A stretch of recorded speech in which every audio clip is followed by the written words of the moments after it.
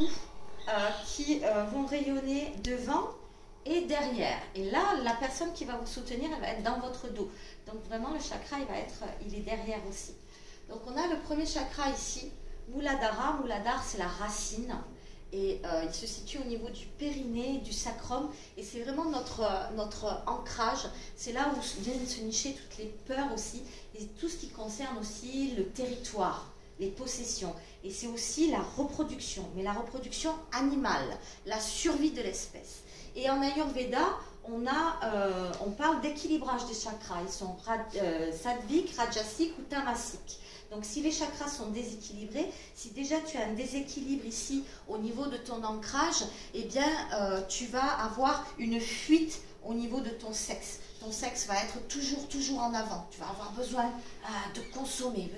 Ça donne aussi les gens qui vont abuser, violer aussi. Il y a une fuite là dans le sexe. Ou alors pas du tout. Je suis complètement coupée de mon énergie sexuelle. Il n'y a rien ici.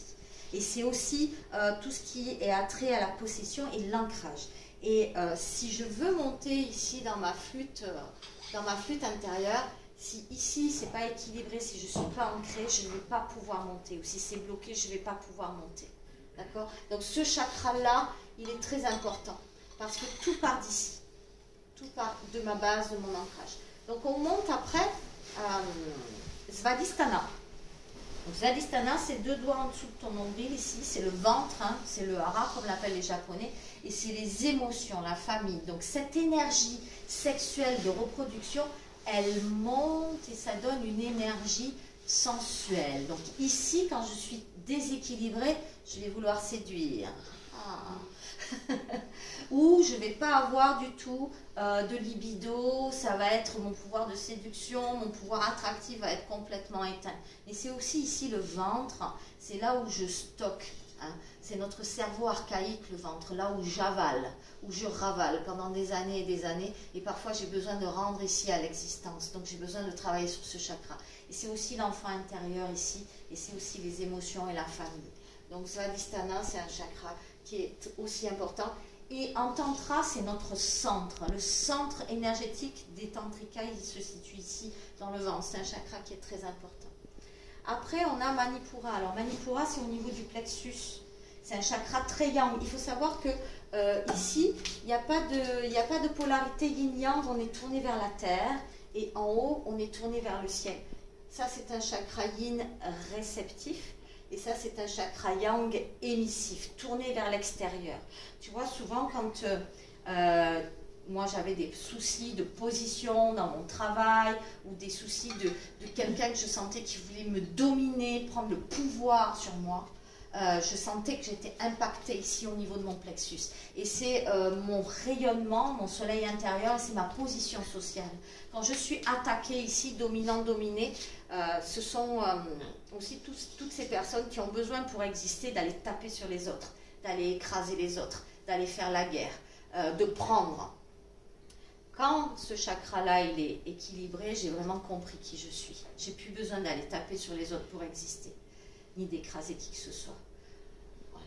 Et c'est aussi mon rayonnement. Comment je prends ma place, comment je rayonne, comment je prends ma place au sein de ma famille, au sein de ma société, au sein de ma communauté. Et là, quand c'est équilibré, c'est vraiment mon rayonnement. Et on monte encore. Alors ici, les 3 chakras ici du bas, déjà ils sont reliés. C'est vraiment quand j'ai besoin de prendre ou de donner ou de me servir. Et c'est lié à l'enfance, c'est lié au petit enfant. Je ne suis pas encore mature, je n'ai pas encore grandi là, quand je suis dans ces chakras-là. Ici, je vais vouloir à tout prix consommer du sexe.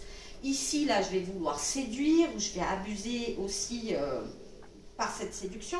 Et ici, je vais vouloir prendre, taper sur les autres.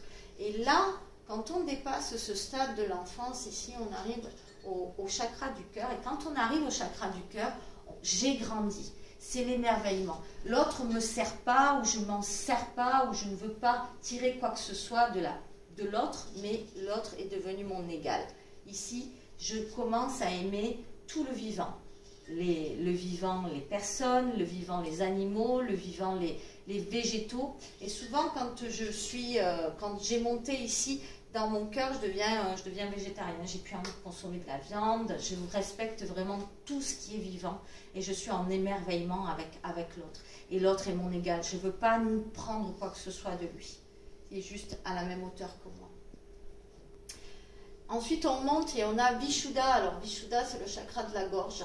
Et bien sûr, le cœur, c'est un chakra réceptif. Et le chakra de la gorge, c'est un chakra émissif, tourné vers l'extérieur. Alors, Vishuddha, c'est aussi un chakra très important ici. Et vous voyez que le larynx ici fait comme ça. Et c'est la même forme que l'appareil reproducteur féminin. Donc, quand j'ouvre ici, j'ouvre en bas, en fait. Et ici, c'est le bien-être, la communication. Et c'est aussi ma créativité. Si je fais dans ma vie des choses qui me plaisent, si je suis créative, ce chakra, il va être ouvert. C'est aussi la communication. Comment je communique, comment je parle et comment je dis mes limites, mes besoins, mes désirs. Et là, ici, comment je me respecte, comment je communique avec l'autre. Donc, c'est un chakra qui est très important. Je monte encore et je suis à Ajna. Ajna, c'est un chakra réceptif, tourné vers l'intérieur. Donc, sa couleur, c'est indigo, c'est un bleu assez foncé. Et ici, c'est vraiment mon sixième sens. C'est vraiment comment je me relie au mystère, au féminin, et souvent associé à la lune. Et c'est la méditation aussi. Donc ici, quand je monte, quand je suis en capacité de tirer cette énergie de vie, cette énergie sexuelle, et que je la fais monter, et que je l'emmène ici, là, c'est ce que l'on appelle vraiment l'extase. C'est-à-dire que je passe d'un orgasme, d'un coït, à une extase ici. Wow. Et ici, je me relie vraiment à quelque chose de beaucoup plus grand. Et j'ouvre ma perception, j'ouvre ma fenêtre sur le monde. Et je ne suis plus ici, mais je monte et je suis vraiment là, ici, là. Et c'est souvent avec soi-même. Je monte encore, Sahasrara. Sahasrara, couleur violette, c'est le chakra couronne. Et là, je ne suis plus, séparée avec l'existence tout entière et je suis reliée au divin.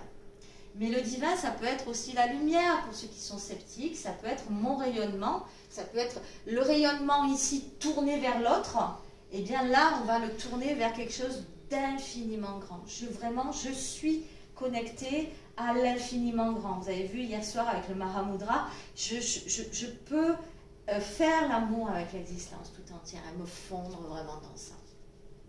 Donc ici, c'est une ouverture incroyable. C'est je suis au sens de je suis ce grand tout, je ne suis pas séparée.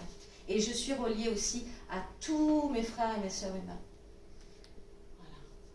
Ok? Good? Merci.